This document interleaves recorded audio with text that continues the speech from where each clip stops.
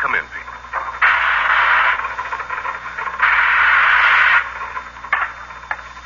The report on our trajectory, sir. Put it on my desk. Pete. Yes, sir? How do you feel? Just wonderful. Sitting up there in the observation turret, I don't know how to say it. The sights, I mean. The moon so close, and the Earth looking like Mars, sir. Well, sir, do you really think we'll make it?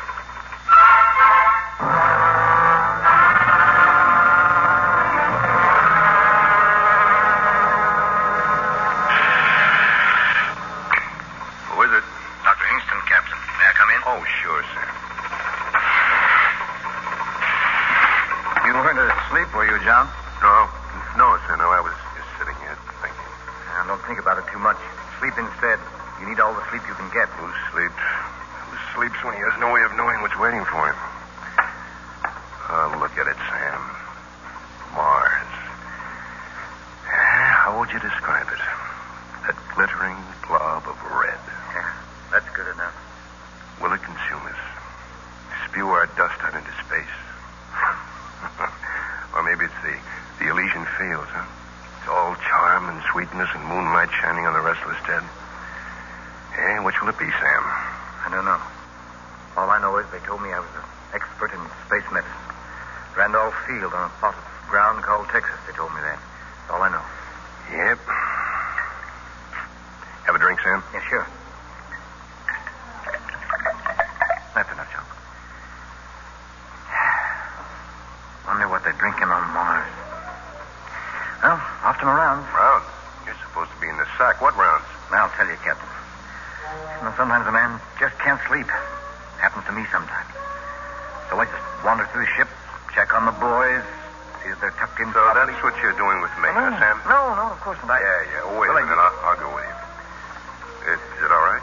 Well, you're a man.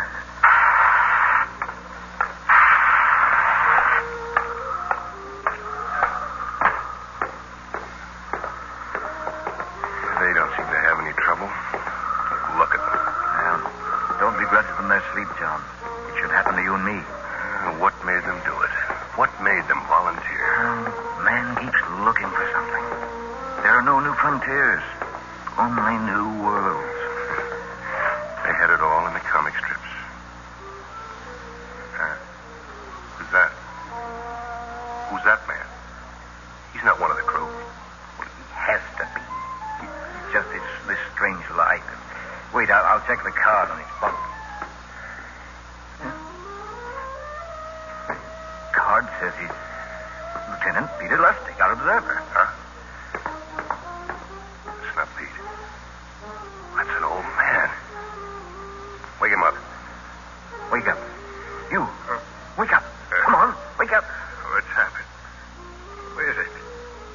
What do you want? Oh, that's you, Dr. Hingston. The captain. Who are you? What are you doing aboard my ship? Sir, I don't understand. Who are you? An old man with the end of travel? John, don't. Speak up. Answer me. This must be a joke, sir. You know me, sir. I'm Lieutenant Peter Lustig. What are you talking about? You don't believe me, Captain. I don't understand. You don't... Here, look. The identification bracelet on my wrist. My hands. What's happened to my hands? They're spotted. Twisted. Like an old man. Oh, wait. Don't get... Doc, take your hands off me. Sam, what is this? Give me that mirror. Give me my mirror. Sam, take that mirror away from us. My face. My face, it's not mine.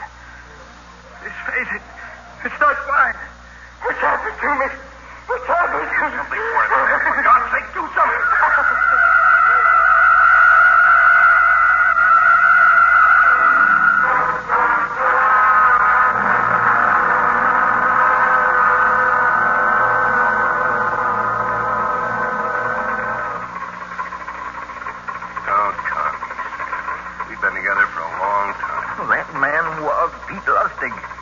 From medical records, from careful physical examination, I know. All right, it was Pete Lustig. And how is Pete Lustig, Doctor? He's dead. Dead? What made him die? A very ordinary ailment. of old age. How does a kid turn into an old man overnight and die? Can you explain that, Doctor? Did they tell you all about it at Randolph Field, Doctor? Not all of it. They told us there was danger in the X-rays of the sun. They said there were theories that these rays had a deteriorating effect on the cells of human Simply, structure. Doctor. Simply so I can understand it, too. Well, the theory is that these rays produce a decaying process. And they're the cause of our growing old. That's the theory. Yeah, then we've proved it, haven't we, Doctor? That kid won us a prize. The observation turret. Pete was subjected to more of them at one time than man has ever experienced. Somehow, during his particular shift, he was bombarded with them. Pete aged a normal lifespan, 70, 80 years. Well, it's not going to happen to anyone else. The observation turret will be sealed off as of right now. John, wait. You can't do that. You know we need observation. Without it, we're blind in space. Captain to crew, your attention. No one is to enter observation turret. Machinist-made ribbers will weld the door. That is all.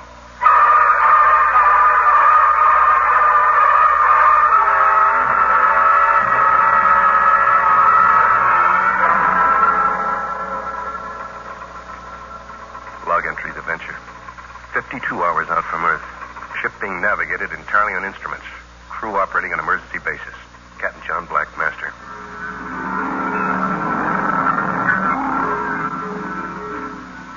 Log entry, the Venture. 78 hours out from Earth. 7 men in sick bay, unable to diagnose illness. Low fever and lassitude. Approaching gravitational field of Mars. Atmospheric conditions similar to Earth's. Calculate landing at approximately 1... Condition B exists at Station 12. Condition B exists at Station 12. All men to go to nearest safety lock. Condition B exists at Station 12. Condition B exists at Station 12. All right, Wetzel. What happened? Something struck the hull. Tore it open between bulkhead 12 and 13. Pressure? Going down pretty fast, sir. Who's up there? Lieutenant Samuels and James Burton, sir. Well, what are you waiting for? Close it off. Close the emergency door. The lieutenant, sir, and Burton. They're dead already. Close it. Yes, sir. Now give me your microphone, Wetzel. Yes, sir. Captain to crew, your attention. Condition B replaced by condition N. All clear. Return to your stations. Prepare to land.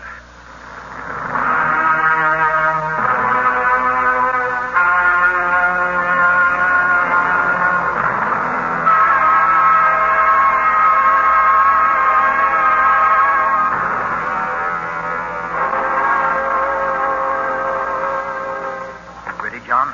How are the men in sick bay, Sam? Oh, happy. They're all right, John. You ready? Yeah, first one thing. Captain to crew, your attention. We have landed on Mars. Chemical analysis shows the air to be breathable, and gravity is comparable with that of Earth's. Now, hear this.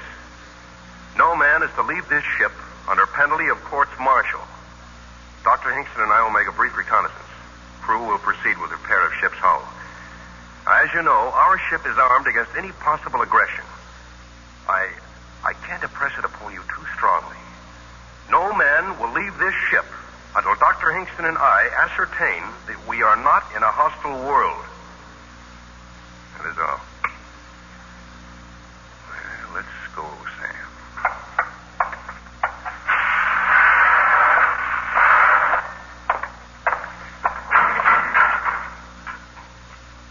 You first, Captain. It's your honor. You, the first man from Earth to walk on Mars.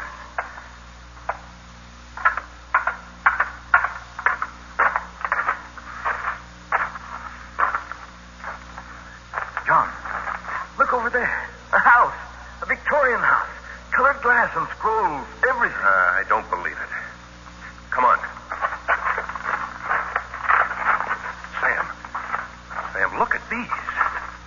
2 iron deer on this lawn.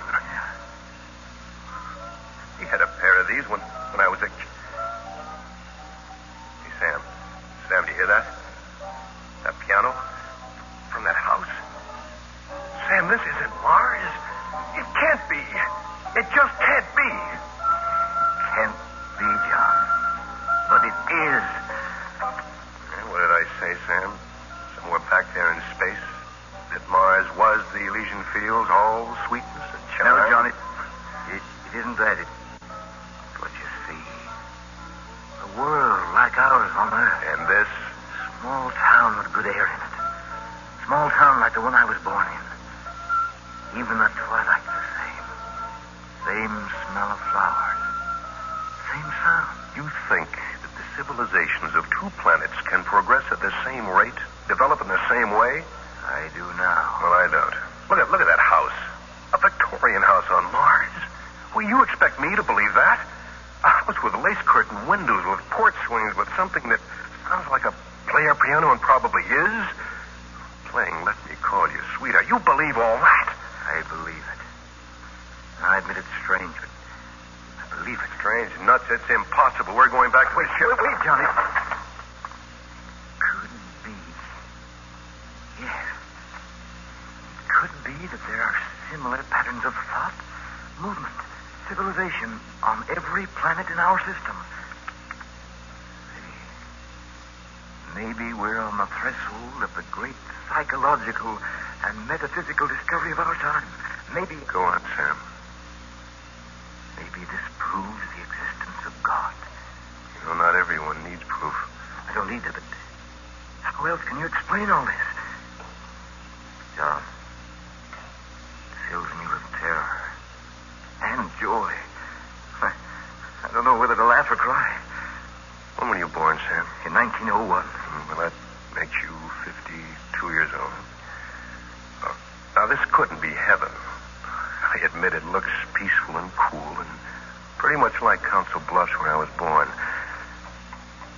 Yeah, that was a good, quiet place, Council Bluffs, Iowa. See, I remember. Did you see that, Sam?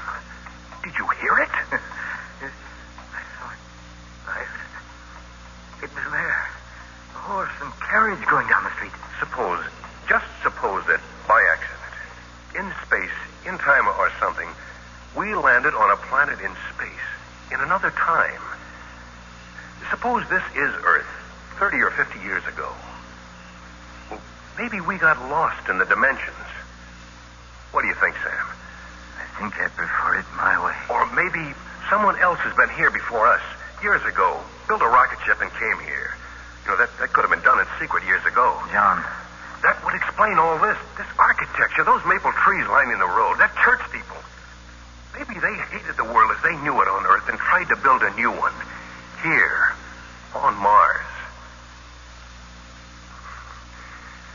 Sam, you haven't heard a word. Oh, much like my hometown. That house, that room up there, with a beaded lamp near the window. When I was a kid, I used to sleep and do my lessons in a room just like that. I'd lie there in the night and I'd be awake. And I could hear the freight trains across the river. John, do you hear that? Yeah, I hear it. Let's go. Where? We're going up to that house and ask questions. Where else? Come on.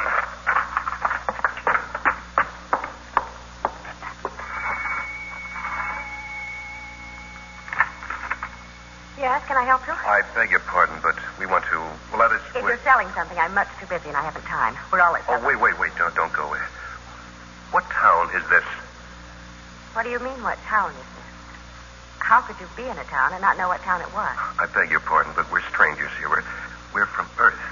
And we want to know how this town got here. How you got here. Well, you census taken? No, we... What do you want, then? How long has this town been here? Well, it was built in 1868. Is this a game? No, it's not a game. Look, try to understand. We're from Earth. From where? From Earth. Where's that? The Earth, the... Do you mean No. out of the ground? The planet Earth. Come out on the porch, please, and I'll show you. No, I won't come out there. You're evidently quite mad from the sun. Let me try, John. Lady, we came in a flying ship across space among the stars. We came from the third planet from the sun, Earth, to this planet, which is Mars. Now do you understand? You are mad from the sun. Go away now. Go away before I call my husband from his supper. He'll beat you up. That's what he'll do. But this is Mars, isn't it? This is Green Lake, Wisconsin. On the continent of America, surrounded by the Pacific and Atlantic Oceans on a place called the world, or sometimes the Earth. Go away now. Go away. Let's take a walk, Sam. Yeah. Sam, Yeah? there's something going on here. Something we don't understand. I want you to go back to the ship. If anything out of the way happens, lift the ship and get out.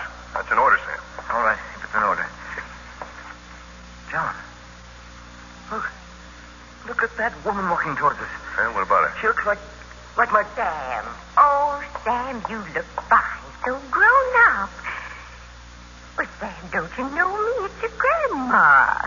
Your old grandma. Grandmother? What's wrong, Sam? Oh, and who is this? A friend of yours? This is Captain John Black. John, this is my grandmother. Grandmother. So help me. So help me, John, this is my grandmother. She's dead. She died 30 years ago, but this is my grandmother. Well, there's no sense standing here on the street. You just come on home. We've so much to talk about. You too, Captain. Any friend of my grandson's is mine, too. Don't stand there with your mouths open. Come on.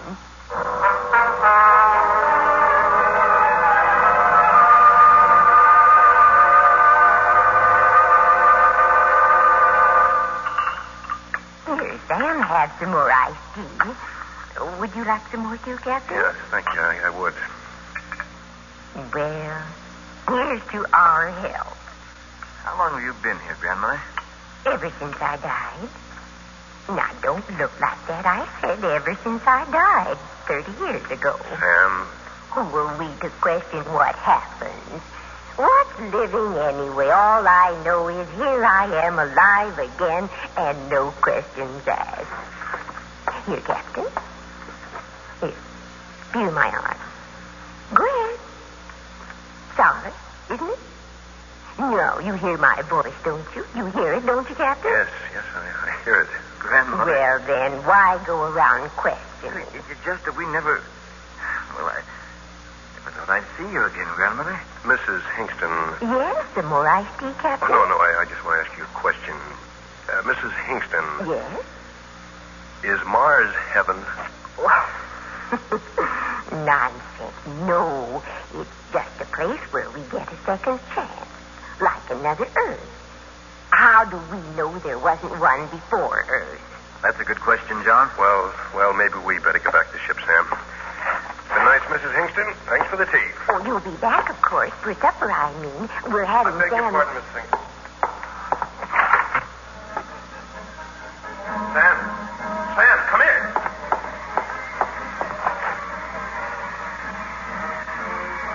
Hey, what do you know, John? A parade with a brass band and everything. My crew, look at them. But they're heroes to these people.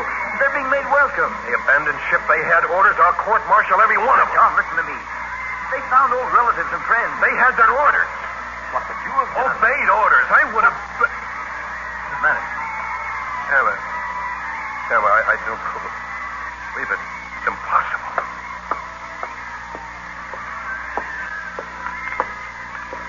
John? They said I would find you here. Phyllis. Of course, darling. Phyllis. Of course. Who did you think it was? This is Phyllis, Sam. We're waiting for you. Me. Your mother and father. They're here. Waiting for you. At your old house on Oak Knoll Avenue. You heard that, didn't you, Sam? It's Phyllis. It's Phyllis talking, and she said mother and dad and the old... You understand now. I mean the crew. The same thing that's happened to them. Yeah. No, this is all a dream. When I open my eyes, it'll all be gone. Phyllis will be gone. Open them, John. Oh, Phyllis. Oh, my darling. Darling.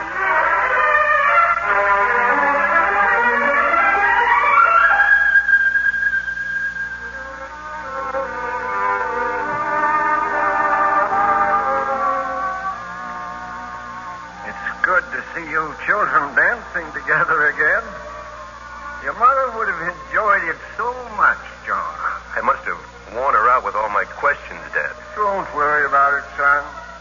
She'll get a good rest tonight, then in the morning, the days after. We have so much time now. We'll all be together again. Yes, yes. Don't go away from me, John. Hold me closer. Oh, I've dreamed so long of dancing with you. Phyllis. No more questions. Just accept it. That your mother and father were once dead. That I was killed 10 years ago in a horrible accident. And now I'm alive. And in your arms. Tight. John, hold me tight. Well, I think I'll run along to bed now. You children won't forget to turn out the lights. Good night, fellas. Night, Good night, Dad. Dad. Good night, man. Good night, Dad. Shall we go out on that porch, John, like we used to? Come with me, John.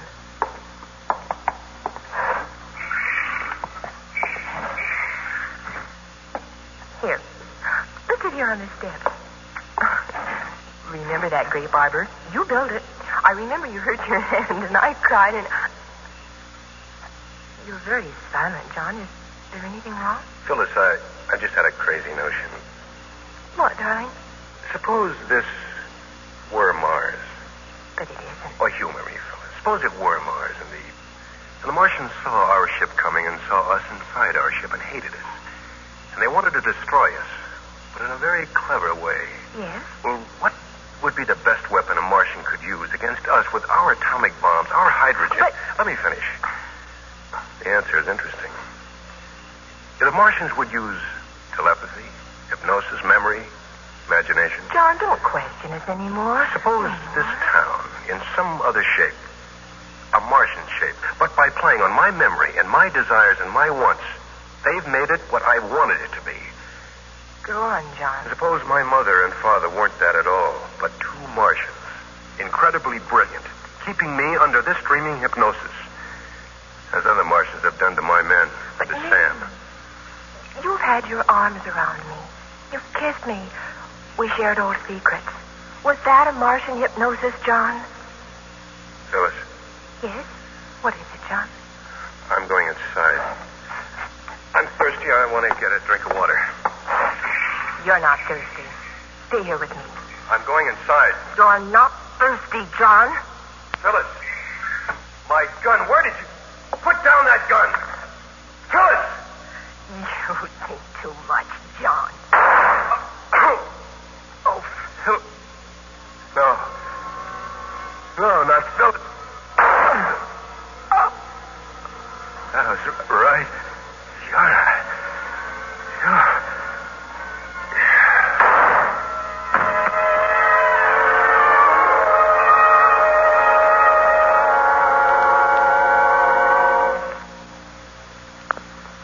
In the morning, the brass band played a mournful dirge.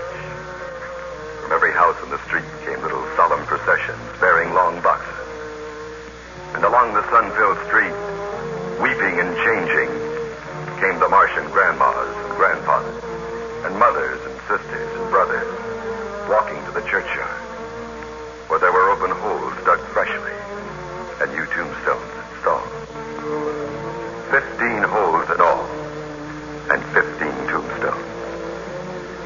2 of the tombstones said Captain John Black and Samuel Hingston. The mayor made a little sad speech, his face sometimes looking like the mayor, sometimes looking like something else. Mother and Father Black were there too, and Phyllis. And they cried, their faces melting now from a familiar face into something else. Grandma Hingston was there, weeping, her face also shifting like wax, shivering as a thing does in waves of heat on a summer day. The coffins were lowered. Somebody murmured about a job well done and the sudden death of 15 fine men during the night. Earth was shoveled in on the coffin top.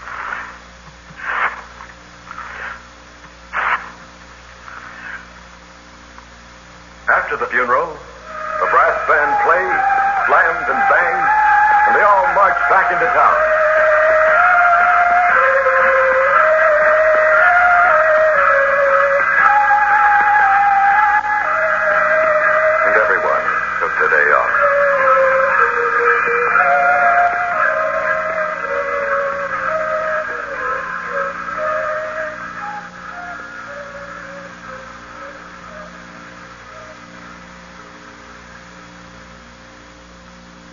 The ABC Radio Workshop has presented Mars is Heaven, a story from the science fiction classic, The Martian Chronicles by Ray Bradbury.